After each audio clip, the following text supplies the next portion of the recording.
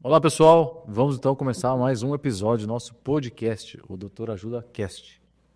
Hoje temos a presença de uma pessoa muito especial para nós e vai falar de um assunto muito importante para todo mundo que tem filhos, crianças e adolescentes. Então o assunto de hoje é uso de telas. E para falar sobre isso, estamos aqui com a doutora Ana Escobar, que é professora de medicina, professora de pediatria da Faculdade de Medicina da USP. Ó. E também autora desses livros aqui. Ó. Então esse livro aqui tem tudo a ver com a nossa conversa, que é Meu Filho Tá Online Demais. Ó, aqui é o livro. Esse livro aqui, a gente vai falar um pouquinho sobre esse livro. E também desses outros livros aqui que são muito interessantes, que é Boas-Vindas Bebê 1 e Boas-Vindas Bebê 2. Aqui, ó, o livro. Tudo bem, doutora Ana? É isso aí. Prazer. Nossa, prazer Tá aqui. Pega. Denise. Muito bom estar aqui com vocês, viu? Muito bom. Obrigado mesmo. Eu que agradeço o convite e a honra estar aqui. É uma honra, é uma honra. A honra é nossa. Vamos começar então? Bora, vamos. Vamos lá, então. Começa você. Então, por que você resolveu falar sobre esse tema em específico? Esse aqui Meu da filho tá telas. online. Então, vamos lá. Vocês têm filhos, né? Mas é assim, eu comecei a estudar esse assunto por conta da demanda do consultório de ver, né, como os pais tinham dúvidas e questões a respeito de o que fazer com os seus filhos que ficam grudados o dia inteiro numa tela, principalmente um celular, um iPad, um jogo, enfim. Então, era uma dúvida muito grande dos pais que vem se acrescendo, né? E isso vem aumentando na medida em que a gente foi, de fato, vamos pensar, até por conta também, um pouco antes da pandemia, mas na pandemia, a gente foi utilizando cada vez mais esses aparelhinhos, né? E eles foram entrando na vida das famílias de uma forma muito intensa. Na pandemia, então, muitos adolescentes e crianças que não tinham celular ganharam celular. Então, isso amplificou e ampliou muito. Resultado, as crianças começaram a utilizar muito mais os celulares. E pós-pandemia, a gente está vendo os efeitos disso no crescimento e desenvolvimento deles. Então, tudo isso, né, me fez parar um minuto, estudar, refletir e colocar aí as dúvidas principais dos pais. Fantástico. Vamos falar então, vamos começar falando do que quando a gente fala telas, o que quer dizer telas? Qual que é o significado disso? Tudo. Tudo que se vê por uma tela. Então, pode ser um celular, um iPad, pode ser um joguinho, televisão. Televisão fica um pouco mais excluída disso tudo, porque a televisão é uma coisa que se faz muito em conjunto com alguém. Ela está no meio da sala, ela pode estar no quarto, mas ela está no meio da sala. Você interage, né? Você interage, você olha, todo mundo vê junto. Então, menos a TV. Na verdade, são essas telinhas que mais a gente vê individualmente. Isso.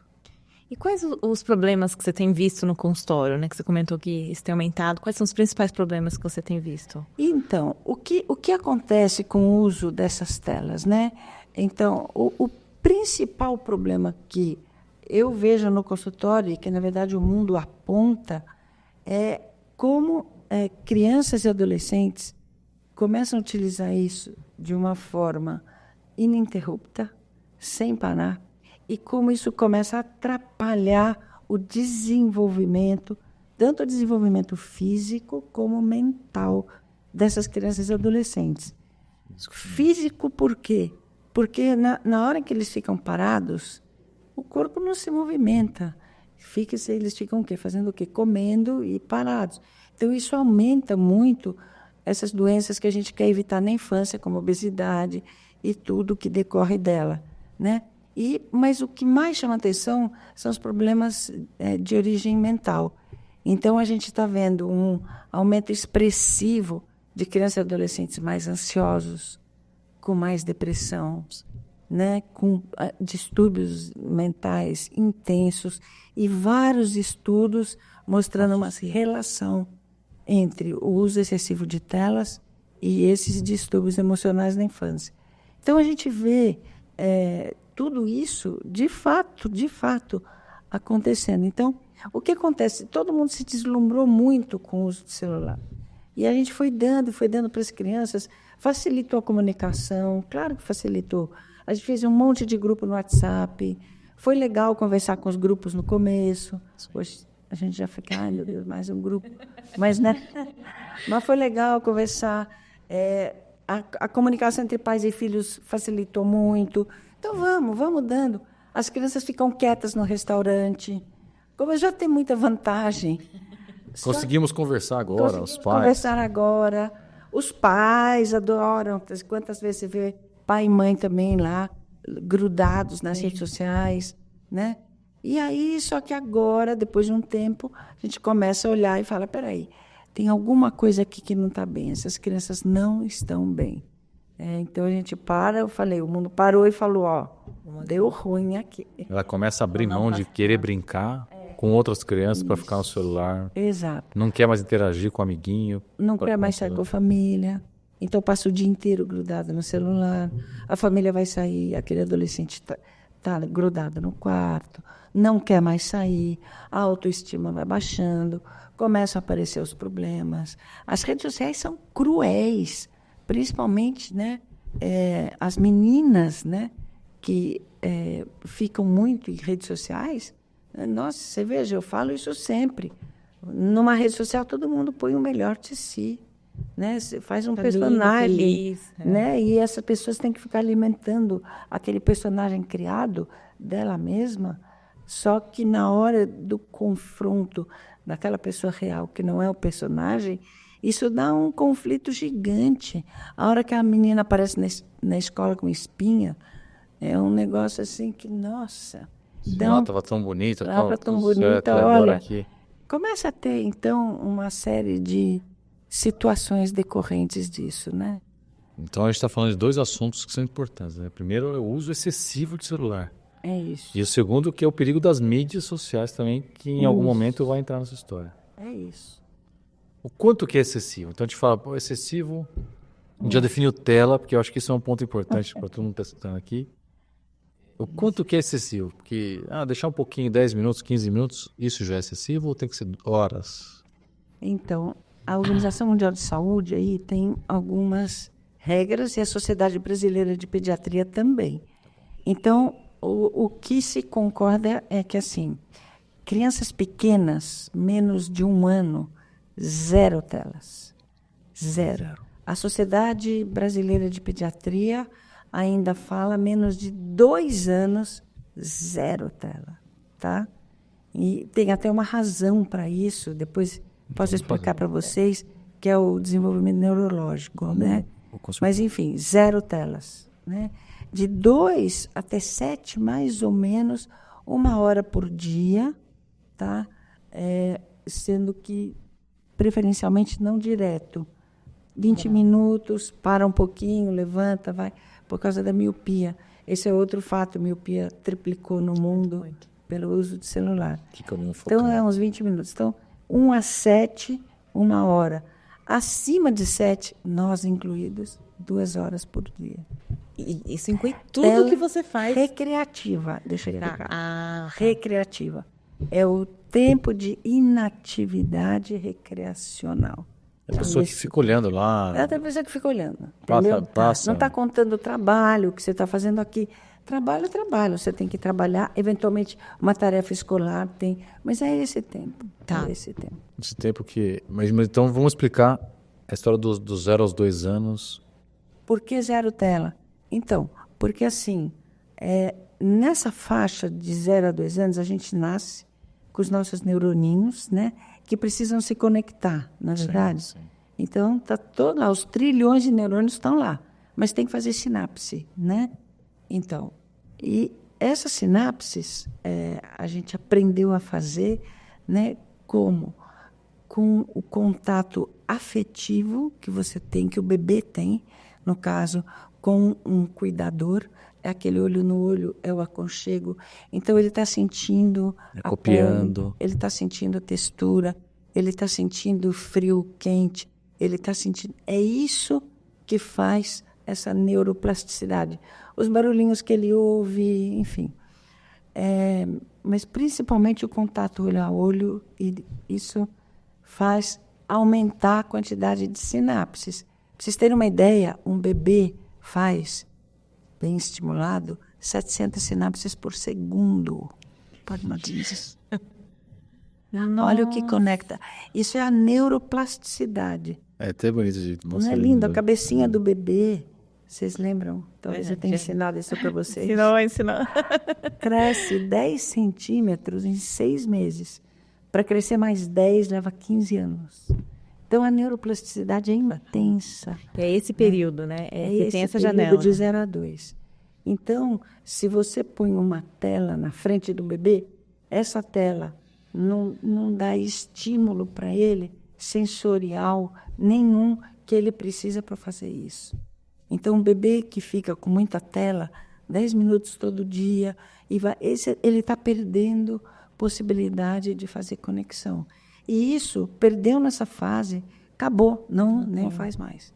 Então, essa neuroplasticidade, ela acontece até 2 anos, até 5, mas principalmente até 2, e perdeu essa janela, perdeu. Então, é por isso que é assim, vamos deixar os bebezinhos olhando o mundo, olhando o ambiente, né? Então, aí são 2 mensagens. A primeira é a tela para os bebês é ruim. Zero tela. E segundo, que é um alerta para os pais também, que é fundamental ter esse contato intensivo. Olho a olho. Intensivo, isso. Olho a olho. O bebê chora, a mãe fala com o bebê naquele mamanhês. E o bebê entende, interage. Tudo isso faz parte desse crescimento. O bebê, né, isso até 2 anos, ele precisa pegar na grama, precisa pegar na terra molhada, entende? Ele precisa sentir tudo isso. E, de fato, se a gente pensar, o mundo real, ele dá muito mais estímulo para nós do que esse mundo virtual. Muita gente acha que você, na tela, você está... Né? Assim, não. Você está estimulando uma parte. É um instrumento tocando só. Né? É que eu vou dar um exemplo para vocês que eu falo sempre, mas que eu acho que é um bom exemplo. Pega um jogo de futebol. Você pega os meninos jogando futebol. Sim. Não é verdade? Então, você pega um menino que está jogando futebol na tela. Ele está com 2 dedinhos assim, ó, grudado, o olho na mesma distância, né? Corpo todo parado, coração, nada... Não está sentindo nada, ele só está assim, fez um gol, olha, pronto.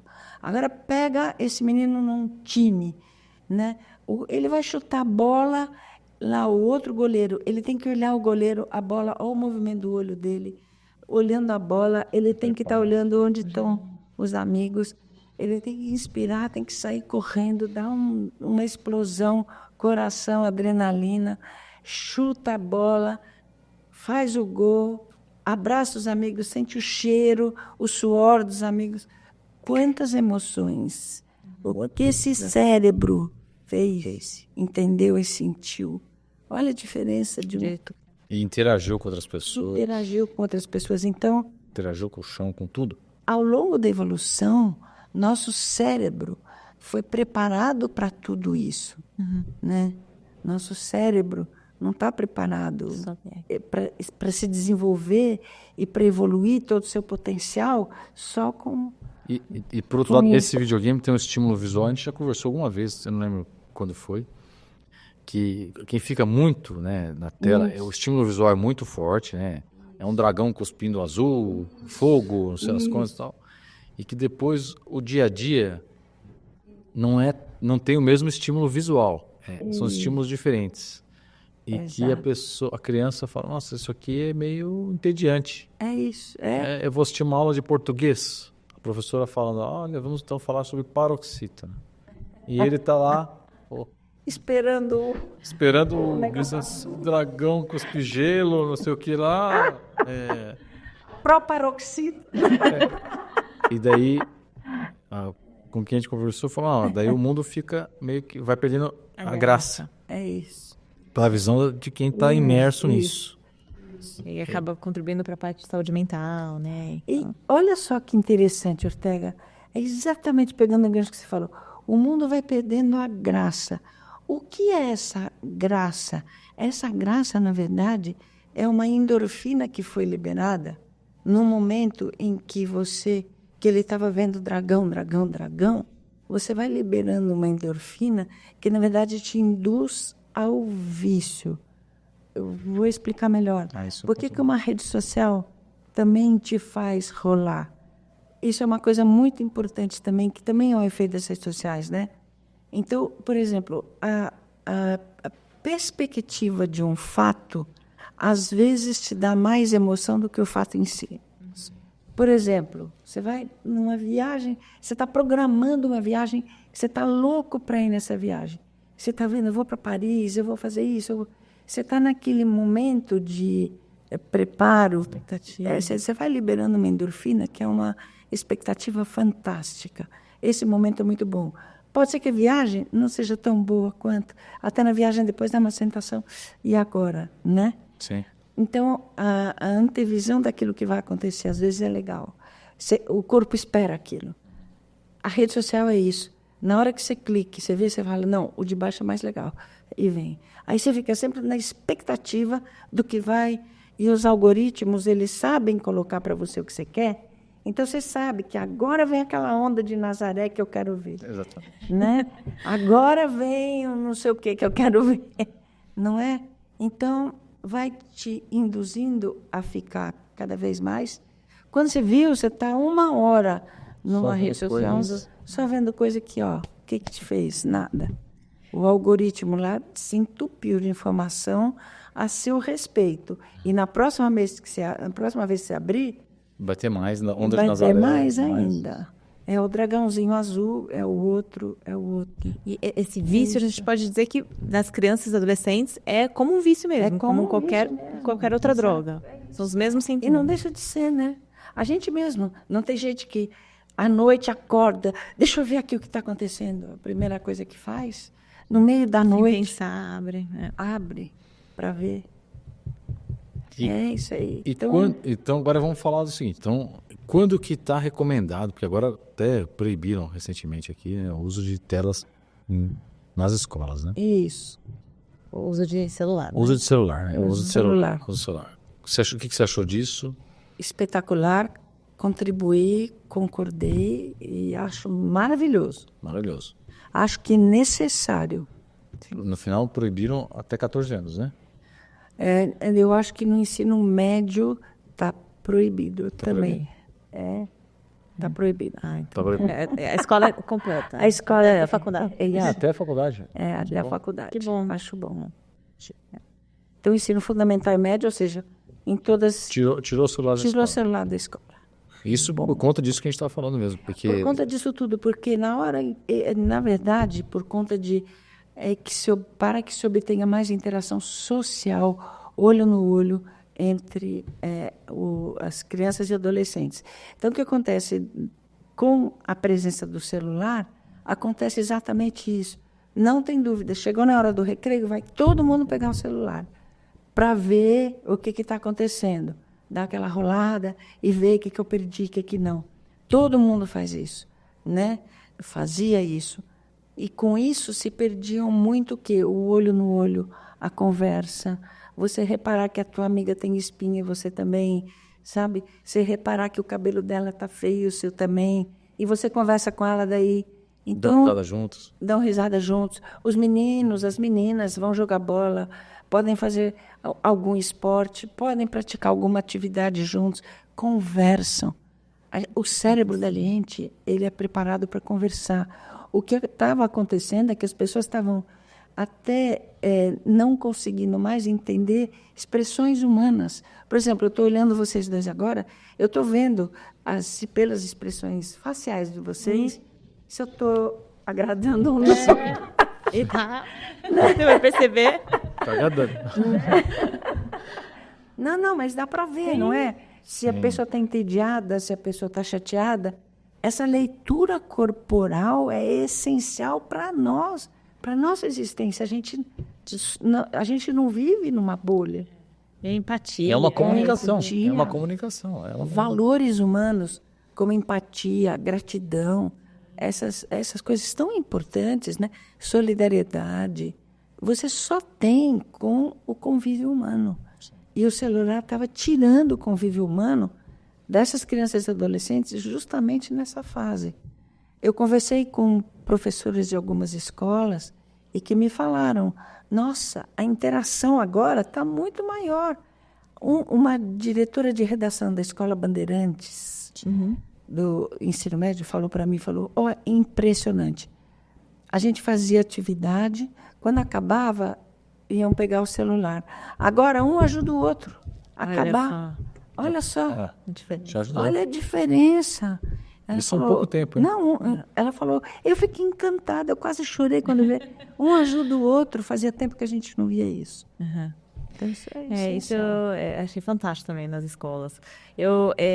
A gente tem uma coisa que a gente discute bastante, né? Porque aí fora da escola, em algum momento aquela criança vai ganhar um celular, né? E até isso, porque se não der, tem uns amigos que tem grupo de WhatsApp, aí não vai ficar excluída. Então, em que momento que você acha que... Essa pergunta do exatamente. Atenção. Em que momento você deve ter um celular para a criança? Não quer calar. Nossa, que situação. É uma situação difícil essa. O mundo não sabe ainda. Né? Então, não sei se vocês viram aquele livro do Jonathan Haidt, Geração Ansiosa, né? Ele acha que celular com 14 e redes sociais com 16. Essa é a opinião dele. Celular com 14, redes sociais com 16. Então, isso é o que o mundo mais coloca hoje, quando você fala, porque foi uma das únicas pessoas que efetivamente colocou número, né? E data, né? Agora, rede social, um celular com 14. E aqui no Brasil, na nossa realidade, a gente vê a pressão. Vocês têm filhos nessa idade, né? Que todas as crianças fazem nos pais, e os pais estão cedendo nesse momento, hoje é dia 3 de fevereiro de 2025, para ganharem um celular antes. Não há. Fato é que não há ainda um número definido de idade para a gente dar um celular. E essa eu acho que é a grande dúvida.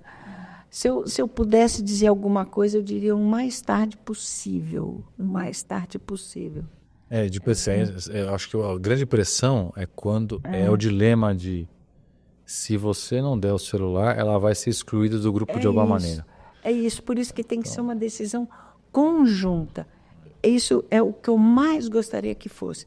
Que tivesse assim, como assim, olha, você só pode consumir bebida alcoólica depois de 18 anos, tá bom? Você só pode ganhar o celular depois de 14 anos, por exemplo. Sim. Né? Isso seria muito ideal, bom. Né? Isso seria o ideal, porque aí dá uma tranquilidade para os pais e também para as próprias crianças que sabem. Não adianta, não vou pedir antes. Você só pode dirigir carro depois de 18 anos. Não adianta que antes não dá. Você não vai tirar carta antes. Ótimo, é a mesma coisa. É isso que seria o ideal. E a criança não se sente injustiçada, né? Porque parece que meu amiguinho ganhou e eu não. Por que ele já pode usar e eu não, né? Então... É interessante que até as mídias sociais vão além, né? Olha só. Porque o celular ganha aos 14 e as mídias sociais aos 16 anos. 16 anos. Porque realmente, com 14 anos, esse autor considerou que a criança ainda está imatura para entrar na... Está imatura para entrar numa rede social, ter um perfil na rede social. Por quê? Porque ela vai construir o personagem, ela vai ver os outros. As meninas hoje ficam nesses TikToks da vida, e, enfim, e olhando as dancinhas, as coisas. É uma coisa que é cruel para ela, assim. Interessante isso. A autoestima, numa fase essencial, vai lá para baixo. Você vê essa relação entre o uso de rede social e saúde mental, problemas de saúde mental? Não tem dúvida, não tem dúvida. E tem estudos, inclusive, sobre isso. Tem um estudo que é muito claro, mostra assim, aquisição de celular e mais depressão. Olha, é uma coisa assim bem... A gente conversou com um psiquiatra infantil que veio aqui uma vez, e ele falou uma frase que foi um impacto para mim, que eu acho que você vai gostar aqui. Ele falou, não sei em que livro ele leu, mas a frase eu assimilei, que é: quer acabar com a infância do seu filho? Dê um celular para ele. É isso. Nossa, eu achei uma frase impactante. Sim, é impactante mesmo. E aí a gente tem estudos, assim, os distúrbios psicoemocionais todos, ansiedade muito, né? Depressão, mas a gente tem situações decorrentes graves, automutilação, até tentativa de suicídio mesmo. Uhum. Então, é uma faixa etária que a gente não via, né? Isso, você não via tanto assim. Então, você tem esse cyberbullying hoje. Nossa, o que tem... E também tem um ponto que você falou de um ponto da mídia social que eu nunca tinha pensado desse jeito, que eu sempre imaginei que o problema fosse do adolescente se comparando com o outro, né? Então ele vê lá o outro e fala, nossa, ele tá na praia de novo, olha que menina, pensando nas meninas, olha, ela tá toda bonita lá, ela tá, né, porque normalmente se colocam esse outro lado que é ela construir uma persona dela mesma.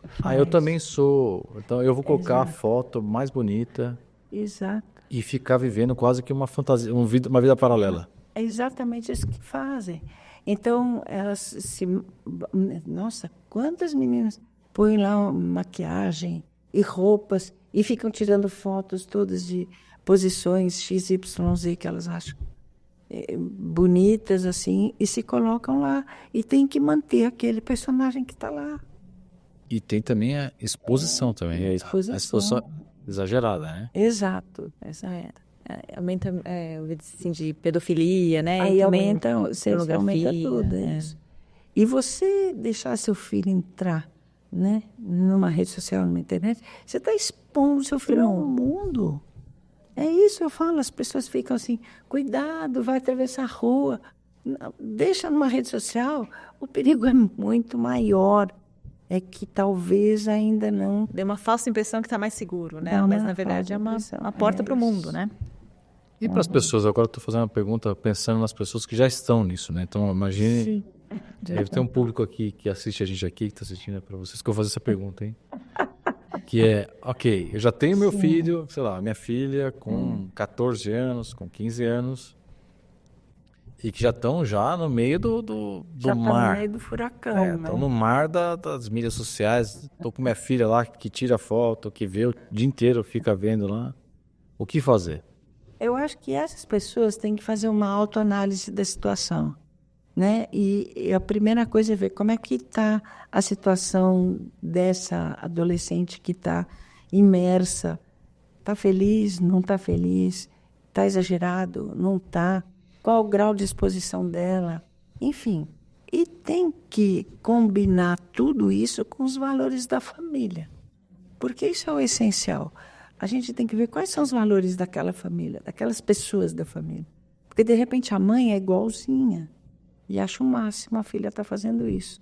Tem casos assim no consultório, entendeu? Que na consulta mesmo está mexendo... Na consulta mesmo está mexendo no celular, tá? A mãe faz isso. Então, a filha vai fazer também. E aí não há, entendeu? Então, eu acho que tudo isso tem que ser discutido, tem que ser colocado, como a gente está fazendo aqui, e a gente tem que dar esse tipo de informação para as pessoas, que é assim, sua filha pode estar linda lá nas redes sociais, mas pode ser que a cabecinha dela não esteja boa. Dá uma olhadinha para ver. Se isso a gente consegue passar para uma pessoa, eu já estou feliz. Você tem uma pergunta assim, como reconhecer? Quais são os sinais que isso não está bom, né? Que seu filho não está bem? É isso. Então, eles demonstram, principalmente assim, primeiro, com uma certa tendência ao isolamento. Quer ficar mais no quarto, não quer sair, não quer mais, né? Essa é a primeira coisa. Depois é com irritação. Muita irritação por tudo. Você fala, vem uma bomba, vem não sei o quê, está tudo errado. Então, começa com tendência a isolamento, irritação, outra situação, começa a desleixar um pouco da aparência, não quer mais ficar tão bem, não quer mais nada. Isso é sinal de que a pessoa realmente está entrando num quadro de ansiedade. Começa a não ter mais amigos, né? Não só ficar isolada no quarto, mas não ter mais amigos. Tudo isso são indícios, assim, mudanças de comportamento. A pessoa era tranquila, de repente está ficando mais agitada, enfim. São dicas que eu acho que os pais podem ter para... Isso não deve ser fácil para os pais, né? Porque os adolescentes também têm algumas dessas características naturalmente, né? Tem, mas aí é quando muda, entendeu? Muda dentro das características dele mesmo. Dentro da característica dele mesmo, você vê que está mudando. Ou que a característica está exagerando um pouco. A tendência ao isolamento, que ele já te aumentou muito, entendeu? Não quer mais se relacionar, mas fica lá no quarto. Eu acho que todo mundo, né, vivencia isso. Vai num restaurante, vê um monte de gente, cada um com seu celular numa mesa, família inteira, ninguém conversa. Ninguém conversa. Ou então você vai encontrar um amigo, você vê lá a criança nem interage com ninguém, fica sozinha, não fala com... Uma dica que eu sempre... Gente, estamos num restaurante, estamos numa situação de, né, interação na mesa. Proíbam o celular das suas filhas. Sem celular. As famílias, né? É um momento que é super importante para conversar. Então, almoço, jantar, estão no restaurante, o celular devia ser proibido. Eu acho que nem é proibido na escola, devia ser proibido no restaurante. Está proibido no restaurante. Tem criança que só come, né, com o celular, olhando o celular. Às vezes você está num lugar, né? Um hotel, um lugar muito bonito, na frente da praia. Nossa, não, está virando... Isso. Uma coisa que outro dia me falaram e eu vi, num show, às vezes as pessoas estão mais preocupadas em filmar do que em ver. Então, você fica filmando, você está perdendo o show, mas você está filmando. Você acha que você está vendo pela telinha, né? Você vê aquele monte de telinha assim. É muito mais para mostrar para as pessoas que estão no show do que para vivenciar o show. Do que para curtir o momento do show. Essa mudança é um looping. Uma outra, um pouco separado, mas o que você acha dessa parte de telas, tablets, nas escolas, né, para o ensino, assim, que é o... Eu acho que sim, porque a gente vive num mundo, é impossível hoje, né, qualquer profissional ficar longe das telas. Então, eu acho que na escola... enquanto tranquilo, um instrumento de educação. Mas é um instrumento educativo, é um instrumento pedagógico super válido. O que eu acho que não são essas coisas de rede social que vai jogando endorfina e vai deixando a pessoa isolada. Não, tem que ser um instrumento educativo e está valendo. O problema é o que se faz fora da escola, né? Agora é isso. Esse ponto coisa. Vou te fazer uma pergunta agora vou fazer uma pergunta que é meio filosófica, hein? Sim. Agora é meio fora das telas, mas eu vou aproveitar a sua experiência aqui. Como criar regrinhas básicas? Nossa. Uma criança para ter uma saúde normal, saúde mental normal nesses mundos de hoje. Quais são os fundamentos? Porque a gente tem que fazer... porque a tela faz parte, é um inimigo, vamos dizer assim, mas ele é um potencial inimigo. E a Augusta está falando, nada contra, mas quais são os pontos que você fala, não, isso aqui uma boa atitude a ser feita. Por exemplo, natureza é bom ter contato com a natureza. Sim. É bom colocar no esporte, é bom fazer isso, é bom ele ter, sei lá, coisas assim. Eu acho que você tem uma criança, você estar perto, é isso. Sem sufocar, óbvio, né? Mas, assim, é transmitir os valores da família. São os valores que a gente tem, que cada um tem os seus. São valores culturais, religiosos, étnicos, o que for. Mas são valores importantes a serem transmitidos, né? Porque aquela criança tem uma sensação de pertencimento. Quando a gente, né? Ela tem uma sensação tem uma raiz eu tenho poder aqui. Eu tenho um papel dentro, né, desse clã. É importante para ela isso, né? Então, eu acho que ela tem que ter essa sensação de pertencimento, dar a ela uma sensação de aconchego. Importante são os valores mesmo que a gente transmite. Isso quando a gente está junto. Isso é importante. E, claro, junto com isso, a natureza. Eu acho que a criança tem que estar perto da natureza, entender um pouco a natureza, a importância da natureza, do clima, do ambiente, de tudo onde a gente está, sentir isso. Esse contato com a natureza, eu acho essencial para o crescimento, né? O respeito à natureza. Eu acho que, então, quando a criança tem isso, eu acho que As coisas vão. já está bom, né? Bom, a regra básica. Acho que tá bom. Ainda estamos indo. Fiz a pergunta com o médico aqui, mas também com o seguinte. O tempo todo tem que estar preocupado. Será que tem alguma coisa que eu não estou pensando? Imagina. Acho que foi bom, hein? Acho que conseguimos esclarecer, hein? Muito bom. Muito bom. Adorei conversar com vocês. Gostei muito também. Gostei muito. Então, gostaria de agradecer muito a sua participação aqui. Eu que agradeço. Queria dar um tintim aqui, porque Tintim, ó, sempre uma gente. felicidade dar um tintim aqui. Tintim. Saúde, muito bom. Rapidão, adorei. Nossa. Acho que só de fazer as mensagens finais, né? Uma mensagem final dos pontos mais importantes. Faz umas considerações finais, só para... Considerações. O que as pessoas que estão assistindo a gente aqui têm que lembrar da nossa Os conversa? pontos mais importantes. Acho que tem que lembrar que, assim, as telas sempre farão parte da nossa vida, cada vez mais, né? Mas a gente tem que aprender a usá-las, é isso. Por quê? Porque somos pessoas, somos humanos, e a gente tem que entender que os valores humanos são muito maiores do que toda a tecnologia que está aí. Então, o que conta muito mais é uma pessoa que tem sentimentos, né, e valores como ela sabe o que é solidariedade, ela sabe o que é fraternidade, ela sabe o que é gratidão, ela sabe o que é empatia. Ela tem esse valor humano. Aí ela vai usar essas telas com muito mais inteligência, com muito mais tranquilidade e vai aproveitar muito mais os resultados disso.